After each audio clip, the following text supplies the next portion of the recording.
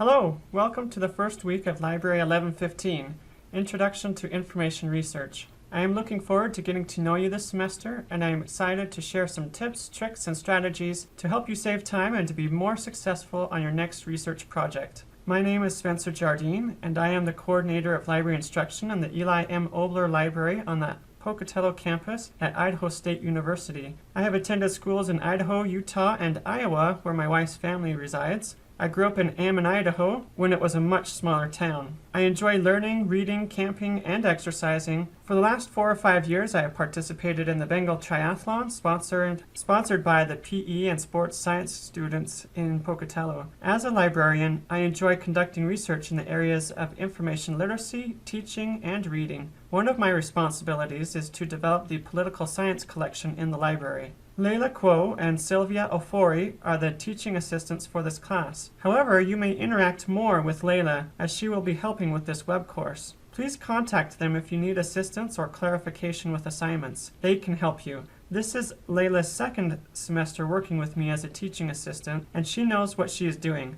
Both she and Sylvia have a lot of experience taking courses online, since their program is delivered entirely in that format. Many, if not all, of you are here to complete the general education requirement for Objective 8. This information literacy objective is defined as the ability to recognize when information is needed and to locate, evaluate, and use information effectively. Courses satisfying this objective must involve hands-on practice for students, rather than merely the presentation of theoretical principles. Each semester there is a large percentage of students in this class who are going into the nursing program. Let me be honest, I am biased in favor of reading books, using libraries, and the importance of research, but I recognize that many of you, if you had your druthers, would not have picked this class on your own. You are taking this class because you have to do so. In spite of the fact that you may not be thrilled to take this class, I invite you to jump in and see what you can learn. I have taught this class many times, and each semester there are students who say things like, "It should be required for all freshmen.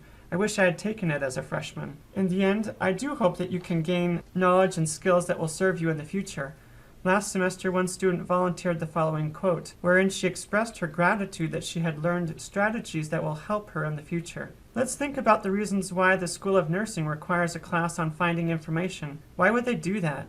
A big reason is that nurses and health professionals in general need to be able to find, evaluate, and use information to make informed decisions about their patients, practice, and themselves. The idea of evidence-based practice is a big deal right now in the health professions. If a nurse or doctor cannot find the information, then they cannot do evidence-based practice. Some of you are not going into the health professions. However, you will also need to find, evaluate, and use information in your future career, not to mention in your daily life. So why bother? In today's society, everything is available on Google, right? Everyone uses it. Why do you need a class on finding information when you have a computer or smartphone with quick and easy answers? While Google does provide huge amounts of useful information freely and easily, there is so much of it that it is often hard to sift through and find what you want. Besides, as we all know, not everything on the internet is worth reading. In order to be successful with college research assignments, you need to develop the skills you will learn in this class. Also, the more you learn about where to go to find information, the less stressful it will be for your future assignments. You will be able to save time searching and spend more time refining your assignments. Professors appreciate papers that are well researched, and they show their appreciation by giving you good grades. Last but certainly not least is the fact that the more you feel comfortable searching for information, the more you will learn. Personally, I find this to be very satisfying, and I hope you will experience this kind of satisfaction too. Library 1115 Section 5 is entirely online. We will never meet together as a class, though you are certainly encouraged to meet me in my office, talk with me over the phone, or Skype with me if you wish.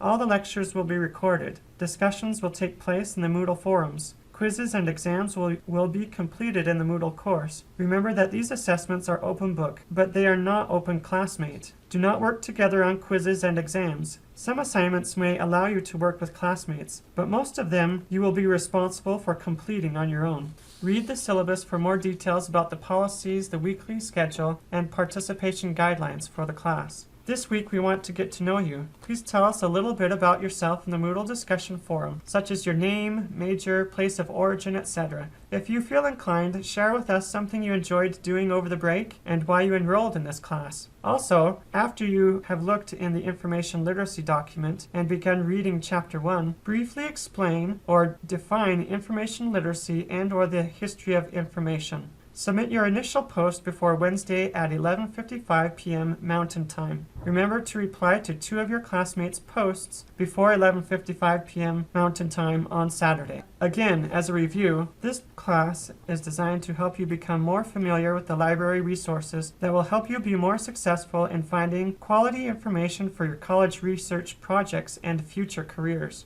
Using information effectively to get something done involves summarizing, evaluating, and documenting information sources you encounter. This will be measured at the end of the semester with an annotated bibliography. The guidelines for this project can be found in the course syllabus. We also will discuss ethical and legal issues surrounding the sharing and use of information. That's when we talk about plagiarism, copyright, and publishing models. William Badke's book, Research Strategies, Finding Your Way Through the Information Fog, is the required textbook for this course. You can purchase a copy in the ISU bookstore or online. If you buy the cheaper ebook version, you will be responsible for reading the correct pages. Along with page numbers, there are usually chapter or section numbers listed in the syllabus or Moodle. This should make it easier for you. Reading quizzes will be open on Saturdays and close on Fridays, so they will be open a full week. Choose to purchase one of these 2 citation manuals, as you will need to consult them in order to document or cite your sources. If you are going into the health sciences, choose the APA manual. You will be glad you did. If you live in the Pocatello area, you can check out the textbook from the reserves desk, just inside the main doors of the Eli M. Obler Library. The citation manuals can be found at the reference desk. However, they must remain in the building. Post to the forums before Wednesday and Saturday at 11:55 p.m. Mountain Time each week. Late posts will not be graded. There will be about 3 makeup weeks if you missed any posts. Work to stay on top of the discussion forums. This is where you can learn a lot from classmates and cement a lot of the learning. Reading assignments and watching lectures before posting will make it easier to have something meaningful to contribute to the discussion. Post assignments before 11:55 p.m. Mountain Time on Saturdays. We will talk more about assignments later, but once we get to finding sources, you can expect to talk about how you found the sources, what they say, and how good they are for your information needs. Whether they answer your research question, in other words. Turn in your assignments on time to earn full points. A grade is not given, it is earned. If you have ever created a works cited or references list, then you have completed part of an annotated bibliography. The bibliography part is the works cited or references portion, while the notes about the sources cited is the annotated part. We will give you practice along the way to summarize the sources you find.